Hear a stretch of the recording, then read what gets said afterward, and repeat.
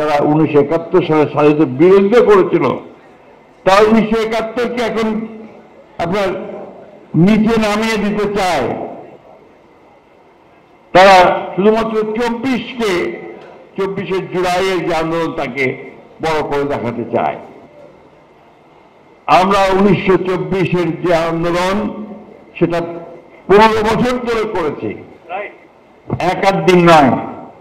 আমরা দেশে গণতন্ত্র প্রতিষ্ঠার জন্য, ফ্যাসিস্ট শক্তিকে পরাজিত করবার জন্য, হাসিনাকে উৎখাত করার জন্য আমরা 15 বছর সংগ্রাম করেছি। আমাদের মুক্তিযোদ্ধারাও সংগ্রাম করেছেন। আজকে যদি কেউ দাবি করেন যে এককভাবে তারা যদি কৃতিত্ব, আমরা সেটা মানতে রাজি নই। আমাদের 60 লক্ষ মানুষের বিরুদ্ধে মিথ্যা মামলা হয়েছে। আমাদের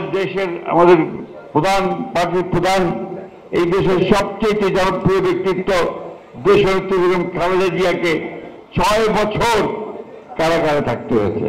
সাজা হয়েছিল 10 বছর মিথ্যা মামলায়। আমাদের যত আপনার সিনিয়র নেতৃবৃন্দ আছেন বিএনপির, এমন একজন ব্যক্তি নাই, হাফিজ ভাই সহ সকলে সহ, যাদের এখানে শত শত মামলা ছিল না। আমাদের আবার 440টা মামলা ছিল বোধ হয়। এই একটা অবস্থার মধ্যে আমরা যুদ্ধ করেছি, সংগ্রাম করেছি।